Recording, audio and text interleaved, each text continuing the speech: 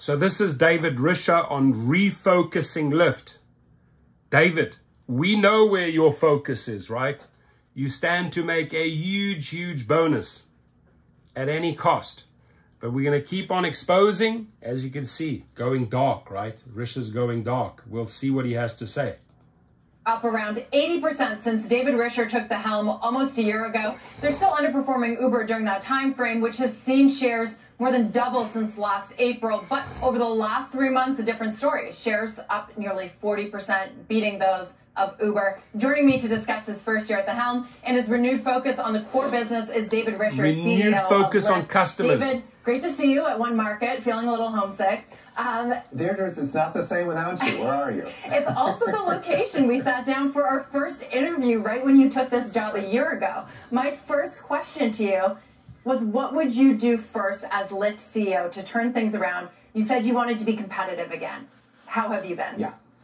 Yeah. Well, you know what? We've been growing every quarter. So up 10%, 17%, Our 20%. pay has been declining every quarter. And that kind of growth is because our customers, our riders, and our drivers are loving what we've done. So I'm thrilled to see that. We've got a lot more to do, but I'm super excited about the first year. In terms of market share, have you guys been able to strengthen your position? And part of that was making Lyft more competitive against your rival Uber in terms of pricing, in terms of driver supply. Any metrics you can share on that front?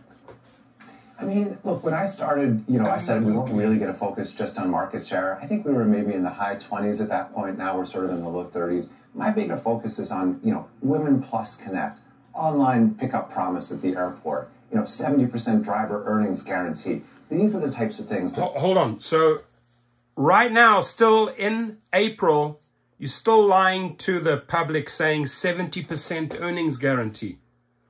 David Risher, it's time to be honest, man. It's time to be honest. I know you guys have a lot of difficulty over there, right? It's time to be honest.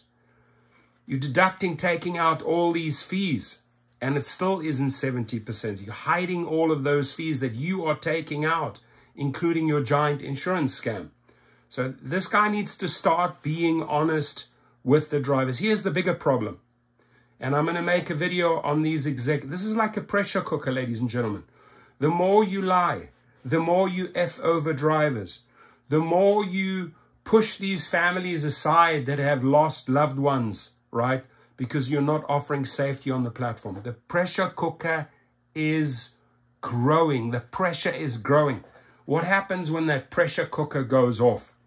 Right? That's what you got to ask yourself. They sort of pretend, oh, these issues don't exist. These are real issues that they are not able to address, ladies and gentlemen. Features and the services, as well as good pricing, fast pickups that drive our, our share and our business every single day. When riders do better, when drivers do better, we do better. Right, and what you kind of described has been your overarching strategy of doubling down on your core, which is ride sharing, new products and features. We have a graphic we can show you, our audience, all the things that you've implemented. That's also helped you and the company get closer to break-even gap profitability. Does that continue? Do you continue to make that the priority in year 2? Or do you start to think about investment again, expanding beyond the core? So my thesis is customer obsession is what drives profitable growth. Customer obsession drives profitable growth. And so the more we obsess over our riders, the more we obsess over our drivers, the more we're going to grow. And I love seeing the growth we've got. We've got good growth in the United States. We're just sort of on a tear in Canada, which is wonderful to see. That's an area of expansion for us. So that'll be the sort of investment we make, is continuing to invest in products and services that drive more loyalty, drive more preference for Lyft. Right. So, David, today we're watching markets sell off on hotter than expected CPI data. What are you seeing from your customer, the Lyft riders? Are they taking on more or less rides, premium or lower priced shared rides? Yeah. So we're in a quiet period right now, which, frustrates me. It's not my go-to place, so I can't say too much about it. But what I can tell you is I like what I see. For example, this past weekend, Eclipse weekend, it was a big deal for us, right? You had millions of people across the United States, kind of moving into position. Love that. We have more drivers than we've had, I think, in the company's history, certainly since pre-COVID. We're seeing really good growth. So not seeing a lot to worry about there, actually nothing at all. But to be honest, if people are worried about pricing, we've got a great product called Wait and Save. Allows you to save a little bit of money if you want to. But that's haven't really seen anything to worry about. Okay, and David, talk a little bit about supply, because I know that this is just such an important part of the equation that as riders we don't always get to see, but that's been a fierce competition just in this industry of ride sharing. How have you been able to boost Lyft's supply? So I love that you're asking this question. And let me be super clear. When we talk about supply, which sounds sort of technical, we're talking about how many drivers choose us every single day. We have over 1 million drivers on our platform in the last year, which is amazing, really significant part of the economy, actually. And they make, by the way, about $30 an hour. Oh my God! Here again. So they were pushing 35 to 39. He's using about $30 as an average, right? Why are you sending? I can show you. Why are you sending out messages, right? Let's catch him in the lie right now. This is not difficult. Let's catch him in the lie right now. You're pushing out messages, you know, saying that you can make $20 or in Los Angeles and $20 in San Francisco per hour, including tips, surges, and bonuses, right? But here he is telling the world, or telling, you know, through his media interview, telling the public, oh, they're making $30. That is not true. I'm going to find this before the end of the video so I can back it up because I just received that message a few days ago from Lyft. So that's all cock and bull that you're talking there, my friend. A lot of cock and bull. After you know, gas and maintenance and so forth, per engaged hour when they're on the platform.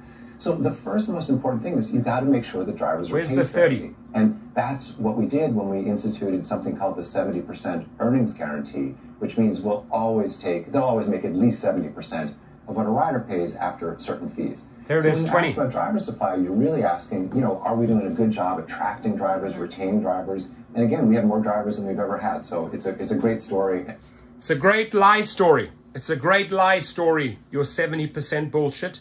It's a great lie story saying that drivers are making 30 an hour and you're pushing out these messages to the second biggest city, telling San Francisco drivers they can make $20, including tips and bonuses. You take those tips and bonuses out, it's way less. So you have no problem lying to the public, right? And that's what I'm talking about, the pressure cooker. Watch the driver's pressure cooker build. You don't want that pressure cooker to explode, right? You don't want some driver to go loco or off the rails, right? But you keep on lying to them, you keep on treating and bullshitting them the way you are, you will see what happens. I'm going to tell you straight up right now, right? It's just basic 101 psychology. People, humans can only take so much abuse. And you keep on lying and you keep on abusing. And he has no problems coming out on TV lying to the audience that it's $30. But yet in the last 2 weeks, you've been pushing these out.